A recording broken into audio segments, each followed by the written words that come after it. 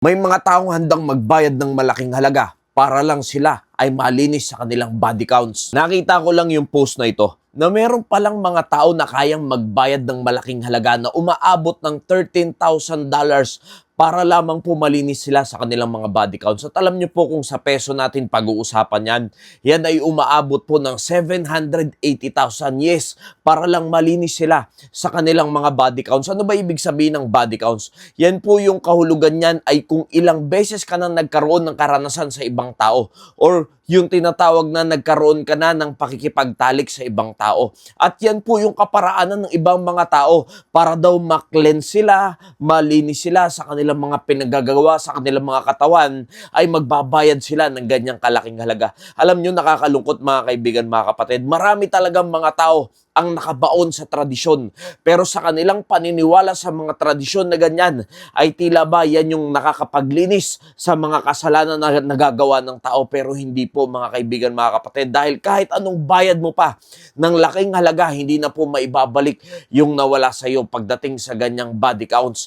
Pero alam nyo po, hindi ka rin malilinis ng ganyang klaseng halaga. Dahil merong mas tunay na halaga ang kayang maglinis sa kasalanan ng tao. Yan ay walang iba kundi ang banal na dugo ng Panginoong Jesucristo. Yes, dahil po sa banal na dugo ng ating Panginoon, kahit ano pa yung karanasan mo, ilang man body counts yung nangyari sa iyong katawan, ay kayang-kaya kang linisin ng ating Panginoong Jesucristo. Dahil yung mga ganyang pakulo ng tao, ay peperahan ka lang dyan. Hindi ka naman talaga totoong malilinis dyan. Eh. Yes, feeling mo sa sarili mo, nalinis ka dahil sumunod ka sa mga ganyang klaseng tradisyon. Pero alam nyo po, ang tunay na kayang maglinis at magpalaya sa tao ay ang ating Panginoong Jesucristo. And almost all things are by the law purged with blood, and without shedding of blood is no remission. Yan po yung malinaw na sinasabi ng Biblia. Kung hindi dumanak ang dugo ng ating Panginoong Jesucristo ay wala pong kapatawaran, walang maglilinis sa ating mga kasalanan, mga kaibigan, mga kapatid.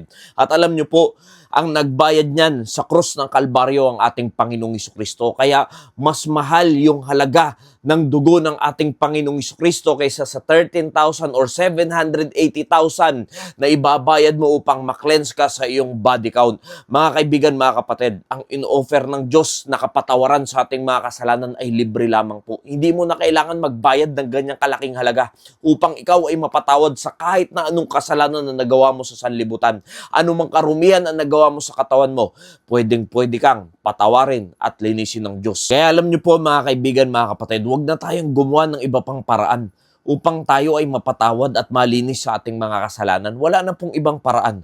Hindi na kung ano-ano pang gagawin mo, hindi na kung ano-ano yung babayaran mo para ikaw ay tingin mo maging malinis sa iyong sarili. Kaibigan, kapatid, ang kailangan mo upang malinis ka ay ikaw ay manampalataya sa ating Panginoong Jesucristo at ikaw ay malinis ng kanyang banal na dugo.